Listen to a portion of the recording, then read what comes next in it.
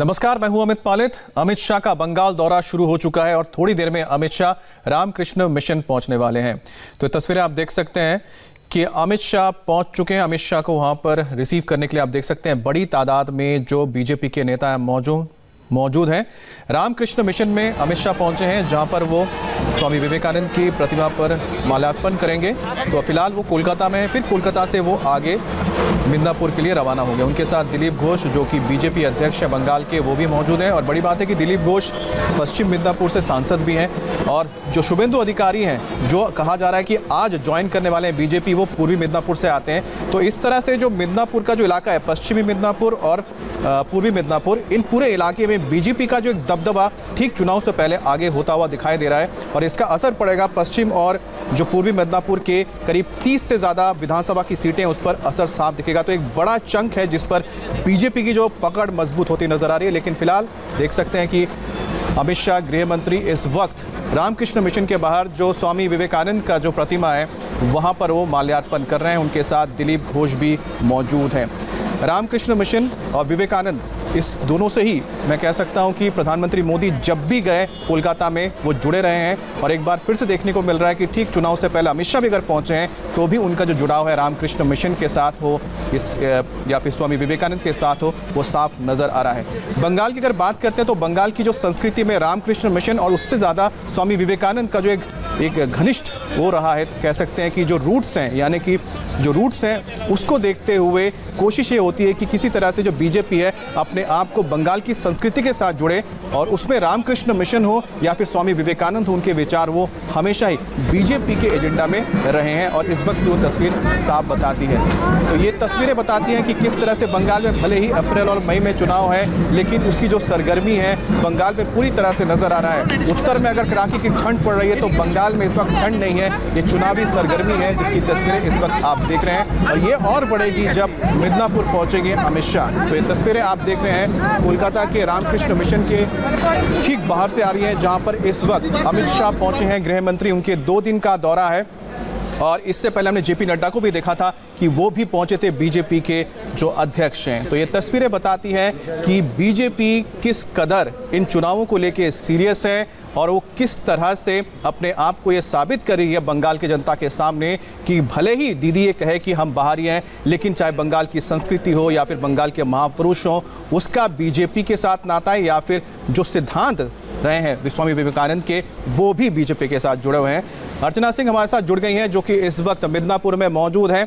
अर्चना, जो तस्वीरें मैं इस वक्त देख रहा हूँ, आपको जरा मैं बता दूं, अमित शाह रामकृष्ण मिशन पहुंचे हुए हैं।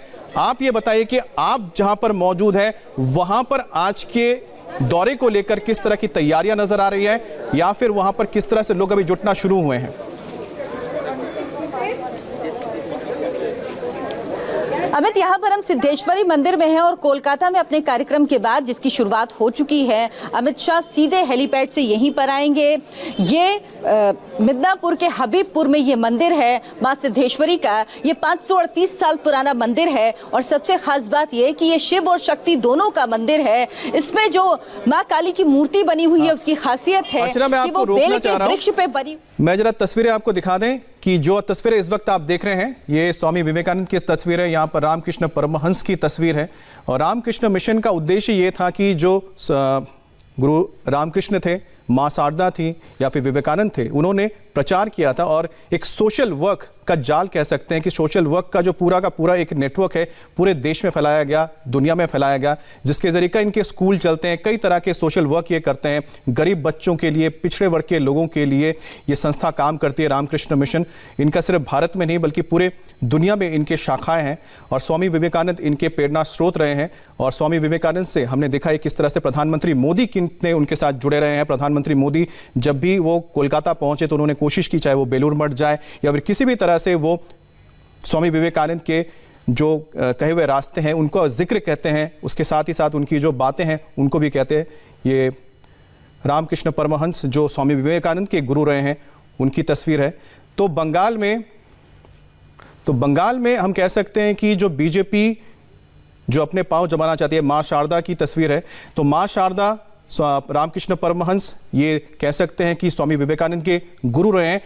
स्वामी विवेकानंद जब एक स्टूडेंट हुआ करते थे तब वो भगवान पे भरोसा नहीं करते थे, वो मॉडर्न पढ़ाई लिखाई कर रहे थे, यानी कि आधुनिक जो एजुकेशन है, मॉडर्न एजुकेशन के साथ जुड़े हुए थे, अंग्रेजी पढ़ते थे।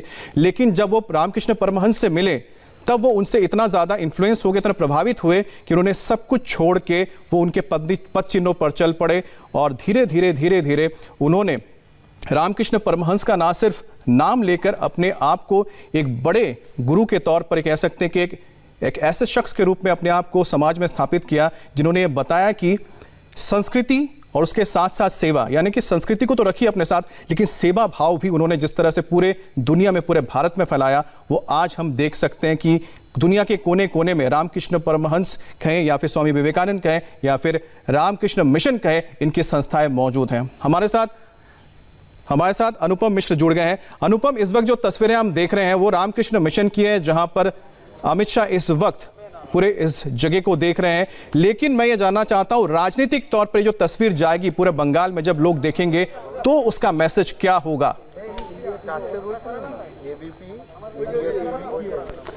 जी देखिए, ये शिमला स्ट्रीट है कोलकाता का, जहां पर विवेकानंद का घर था, स्वामी विवेकानंद का। उसे अब रामकृष्ण मिशन के म्यूजियम या काफ़ी सारी जो बातें हैं रामकृष्ण मिशन की, उसके तौर पर स्थापित किया गया है। लेकिन आपको बता दूं, दो आइकन जो जहां पर अमित शाह जी आज जा रहे हैं, एक है विवेकानंद का घर, दूसरा मिदनापुर में खुदीराम को नमन करेंगे। तो विवेकानंद सारी दुनिया में हिंदू धर्म को पुनर्स्थापित करने के लिए जाने जाते हैं। कुछ नहीं, वो महान योगी के रूप में उनका नाम सामने आया, और उसी को जब वो नमन करने जा रहे हैं तो इसमें दो निहित अर्थ छुपे हुए हैं। पहले मैं बता दूं, खुदीराम जो भारत के सबसे यंगेस्ट शहीदों में से एक माने जाते हैं, 16 वर्ष की उम्र में उनको पकड़ लिया गया था और 18 वर्ष की उम्र में उसको फांसी दे दी गई। और दूसरा विवेकानंद, जिनकी भी मृत्यु बहुत कम समय में हो गई, लेकिन इतने कम समय में भी उन्होंने हिंदू धर्म के लिए इतना काम किया कि देश विदेश में उसका पुनर्स्थापन या प्रचार हुआ।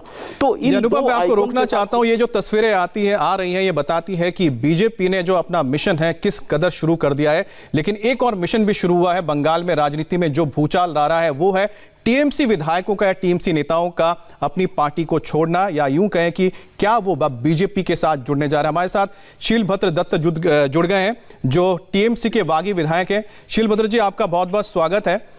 सबसे पहले हम ये जानना चाहते हैं, क्या आप बीजेपी ज्वाइन करने जा रहे हैं आज? हाँ, आज अमित शाह जी की सभा में हम ज्वाइन करेंगे बीजेपी में। अच्छा, शीलभद्र जी, आखिरकार बीजेपी आपने क्यों चुना और टीएमसी क्यों छोड़ा?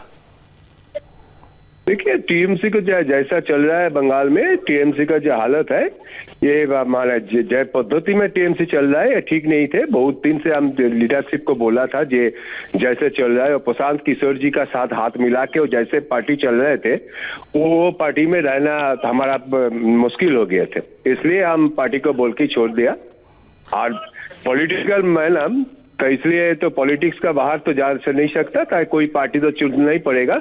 अभी बंगाल का उन्नयन के लिए बीजेपी छोड़ के कोई पार्टी नहीं है, इसलिए बीजेपी में आ गया। अच्छा शीलभद्र जी, आप तो एक वरिष्ठ नेता है, ये बताइए कि आपके अलावा और कौन कौन से नेता हैं जो आज ज्वाइन करने वाले हैं? क्या शुभेंदु भी आज ज्वाइन करेंगे, शुभेंदु अधिकारी, या उनके साथ कुछ और लोग भी? अभी आज बहुत आदमी ज्वाइन करेगा, 10-12 एमएलए भी ज्वाइन करेगा, एक एमपी भी ज्वाइन करेगा, बहुत आदमी ज्वाइन करेगा। अभी तो शुरुआत हुआ, अभी चल रहेगा।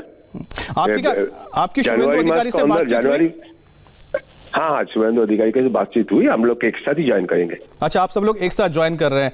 तो ये बताइए कि आखिरकार टीएमसी में क्या दीदी से नाराजगी थी कि पीके से ज्यादा नाराजगी थी आप लोगों की, जिसकी वजह से आपने पार्टी छोड़ दिया? देखिए, दीदी के नाम भी नाराजगी का कोई बात नहीं है, लेकिन जिस ढंग में पार्टी चल रहा है, जिस तरीका में पार्टी चल रहा है, और पीके किसी का अलग करके नहीं, जिस तरीका में पार्टी चल रहा है, ऐसा पार्टी चल रहा, हमारा ये थे यही पार्टी में रहना बहुत मुश्किल हो जाता है, इसलिए छोड़ना पड़े। अच्छा शीलभद्र जी, ये बताइए कि आप लोग जितने लोग ज्वाइन कर रहे हैं, आप लोगों के साथ और कितने लोग आपको लगता है कि और आ सकते हैं आगे चल के? आप बता रहे 10-15 लोग आज ज्वाइन कर लेंगे। ना 10-15 लोग ना, 10-15 एमएलए ज्वाइन करेगा, उसका साथ साथ बहुत अलग जिला परिषद का कर्माध्यक्ष है, चेयरमैन है, बहुत आदमी ज्वाइन करेगा। अच्छा शीलभद्र जी, एक बात बताइए कि आपने एक बात कही थी कि पार्टी ने आपके लिए बहुत किया, जब आप बीमार थे आपके लिए पार्टी ने पैसा भी दिया था, फिर भी आपने पार्टी छोड़ दी। पार्टी ने कोई पैसा हमको दिया नहीं। देखिए, गवर्नमेंट का तरफ से मिला, वो पार्टी का नहीं है। अच्छा। लेकिन हाँ, हमारा कोई दोस्त हमके लिए बहुत कुछ किया, जो लोग हमको हेल्प किए थे उसका अंदर माने ज्योतिप्रिय मौलिक मंत्री थे, पार्थ भौमिक एमएलए है, ये बहुत आदमी, उसका साथ साथ मुकुल राय भी हमको हेल्प किए थे, अर्जुन सिंह भी हेल्प किए थे। अच्छा। बहुत आदमी हेल्प किए थे। I am grateful to them, but party अलग करके कुछ नहीं किया।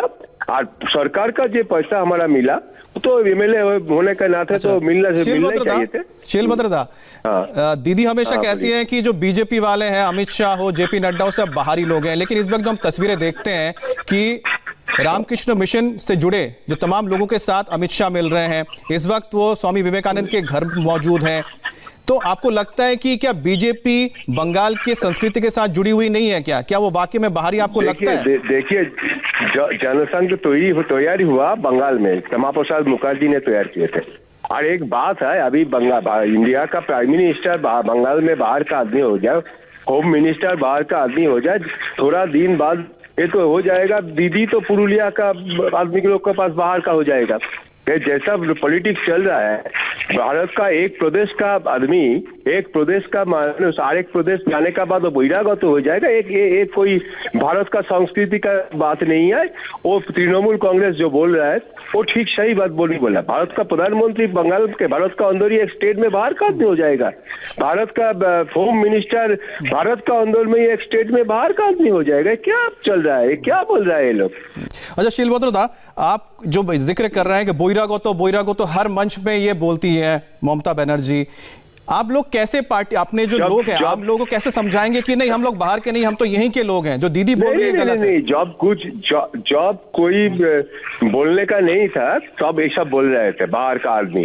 अरे बंगाल का आदमी तो जब ममता बनर्जी यूपी में जाता है वोट करने के लिए, प्रचार करने के लिए, जब तृणमूल कांग्रेस का कोई आदमी का यूपी का कोई आदमी तृणमूल कांग्रेस में आएगा तब वो बाहर का आदमी हो जाएगा क्या? ममता बनर्जी यूपी में जब जाएगा, यूपी का आदमी लोग जो बोलेगा आप बाहर का आदमी, अब सही पड़ेगा क्या?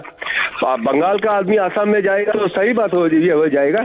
तब तो बीजेपी ठीक किया, आसाम में तृणमूल कांग्रेस का लीडर लोग को जब रोक दिए थे, एयरपोर्ट में रोक दिए थे, तब तो ठीक ही किया। जो तो बाहर बंगाल का आदमी तो आसाम में बाहर भी हो जाएगा। ये क्या चल रहा है? तो ठीक नहीं है।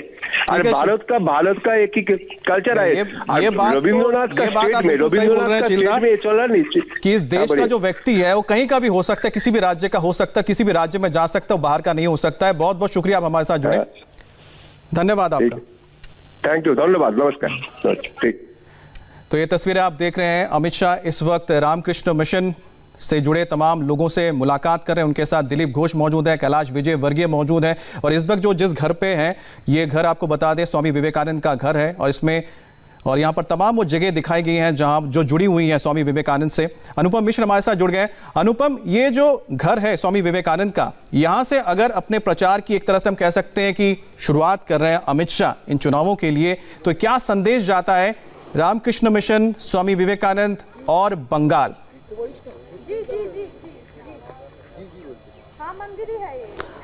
अमित, देखिए, अभी जो सबसे बड़ा मुद्दा बंगाल में चल रहा है, ममता बनर्जी लगातार आरोप लगा रही हैं, बाहर के लोग बहिरागत बोल रही हैं, चाहे वो अमित शाह हो, चाहे कैलाश विजयवर्गीय हो, चाहे बीजेपी के और भी जो नेता बाहर से आ रहे हैं। तो ऐसे में ये अभी मुख्य मुद्दा बन के रख गया है। और ऐसे में जब अमित शाह विवेकानंद के घर जा रहे हैं और मिदनापुर में खुदीराम को नमन कर रहे हैं, तो ये उनसे सांस्कृतिक रूप से, बंगाल के कल्चर से सांस्कृतिक रूप से जुड़ने की एक कोशिश है। और ये द्वंद्व है, एक तरह से आप कहें कि टीएमसी बोल रही है बाहर के लोग, लेकिन जब वो अमित शाह आ रहे हैं तो वो विवेकानंद के घर जा रहे हैं, पुश्तैनी घर, पुराने घर। इसके बाद वो आ रहे हैं जो भारत के यंगेस्ट शहीद कहलाते हैं खुदीराम बोस, उनको नमन कर रहे हैं। और मिदनापुर काफी प्राचीन जगह है। जो मंदिर में खड़ा हूं, ये मंदिर भी 600 वर्ष पुराना मंदिर है। और ये मंदिर, आपको बताऊं, इस मंदिर की काफी महत्ता भी है, काफी प्राचीन मंदिर कहा जाता है। महामाया का मंदिर है, लेकिन मैं एक सवाल आपसे पूछ रहा हूं, एक रूप है। अनुपम, उस पे मंदिर पे लौटूं, क्योंकि रामकृष्ण मिशन का और स्वामी विवेकानंद जो बंगाल के घर घर में जिस तरह से उनकी एक जगह है, जो एक आस्था हर बंगाली के घर में रहता है, चाहे वो बंगाल में रहे या बंगाल से बाहर रहे, उसके साथ जो एक कनेक्शन है स्वामी विवेकानंद का या फिर रामकृष्ण मिशन का, क्या वो मददगार साबित होगा बीजेपी को अपनी जमीन मजबूत करने के लिए? क्योंकि उन पर हमेशा आरोप लगता रहेगा पूरे चुनाव के दौरान कि आप बाहर से आए हैं, बाहर से आए हैं, बाहर से आए हैं।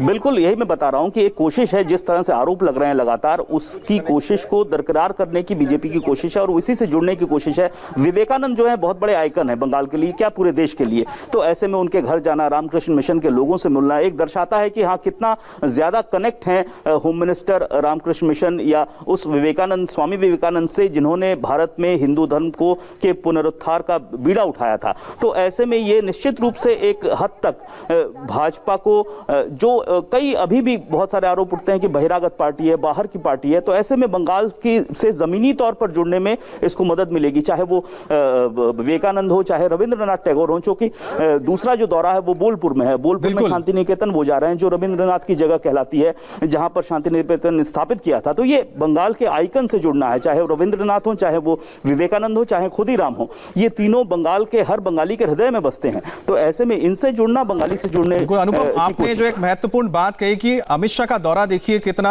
महत्वपूर्ण है और किस तरह स्ट्रैटेजिकली है, क्योंकि पहले वो जाते हैं स्वामी विवेकानंद के घर पे जहां पर उनका जन्म हुआ था, और आप देखते हैं कि कितनी बड़ी तादाद में यहां पर लोग भी यहां मौजूद है। उनका जो दूसरा दौरा होगा वो होगा बोलपुर में, जहां पर शांति निकेतन है, जो कविगुरु रविंद्रनाथ ठाकुर की एक कह सकते हैं कर्मस्थली है। तो जो बंगाल के और बंगालियों के एक ऐसे दो बड़े आइकन है जिनका जुड़ाव हर बंगाली के साथ है, उनके जीवन के साथ है, और इसी तरह से बीजेपी अपने आप को स्थापित कर रही है कि हम बाहर के नहीं, हम बंगाल की संस्कृति से जुड़े हुए हैं। अर्चना, जब आप लोगों से बातचीत वहां कर रही हैं तो आपको अमित शाह के दौरे को लेकर क्या बातें सामने आ रही हैं और किस तरह से वहां के जो लोग हैं वो अमित शाह के दौरे को देख रहे हैं? क्योंकि इस वक्त अमित शाह भी मौजूद है, रामकृष्ण मिशन कह सकते हैं, और साथ ही साथ स्वामी विवेकानंद का जो घर है वहां पर ही मौजूद है। अमित, मैं पिछले 1 महीने से बंगाल में हूँ। सिलीगुड़ी से मेरा सफर शुरू हुआ था, जो अब मिदनापुर में आकर रुका हुआ है।